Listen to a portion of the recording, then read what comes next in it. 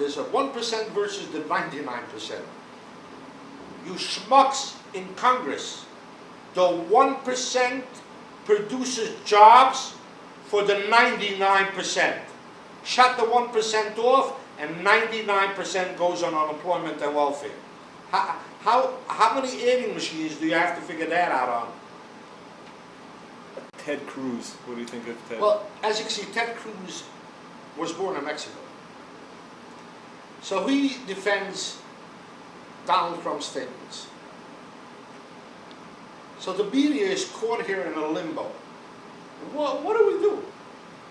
Do we go to Ted Cruz, who's the only candidate supporting Donald Trump, or do we stick to the other 11 morons who want to criticize Donald Trump?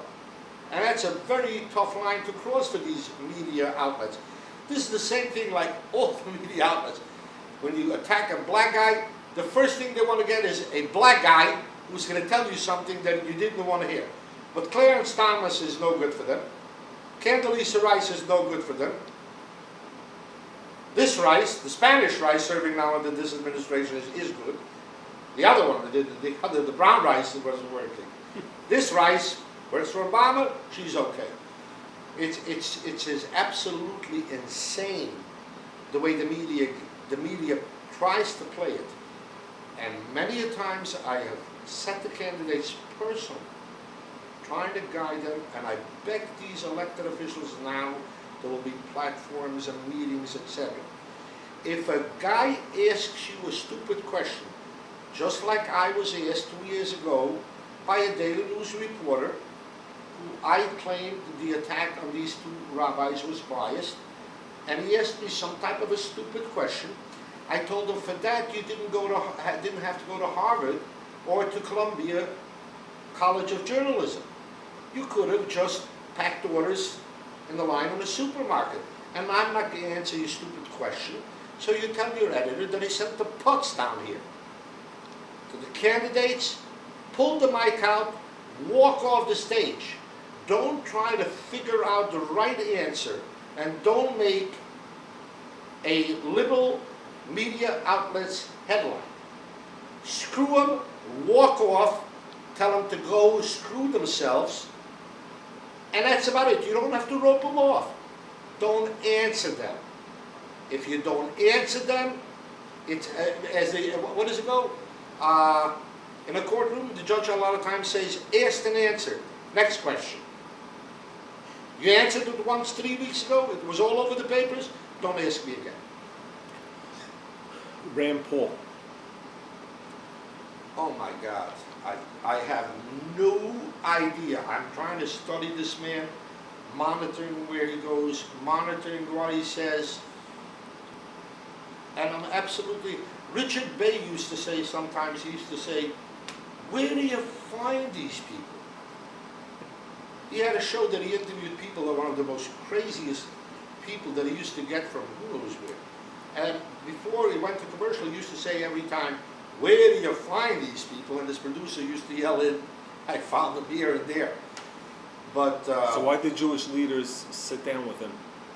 Oh, again, you're going to have 10 blacks sitting down with Carson or Trump. You're going to have 10 white guys sitting down with Obama, and you're going to have 5 Jewish guys support. I've seen numbers where it's a laughing stock. 70% of the Jewish community supported Obama. Mr. Obama, I'm not of the 30% that voted against you. I'm of 55% of the Jewish community that voted against you. If you had some liberal schmucks who have voted for everything that causes Judaism to go down the drain, as well as this country, yeah, you had some of those. And we in the Jewish community have some of those. And you in the black community have Justice Clarence Thomas, Condoleezza Rice. You also have in the African American community people that you claim have crossed the line. That's about it, Mr. Obama. Scott Walker deserves a lot of credit. What he did in Wisconsin was literally rare on a recall to pull in with 1 million+ votes on a second election. This is mind-boggling what he did. But one good thing about it, showed the union, you don't control it. And if I as a member don't want to pay union dues, so you can give contributions as a blackmail, there's no corruption on kickbacks here. Be very careful. Union contributes.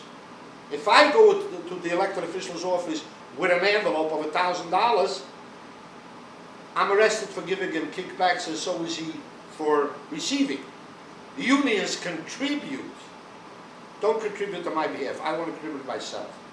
He did a marvelous job doing it. And all the unions should be demolished and broken and trashed to pieces. We'll take them down one by one, even on the construction sites, from laborers to all. The International Ladies Garment Union, they killed it. There's not a sweater in today's day and age being made here in New York City, where the garment industry once had somewhere between 300,000 and 400,000 people and members. They destroyed that industry.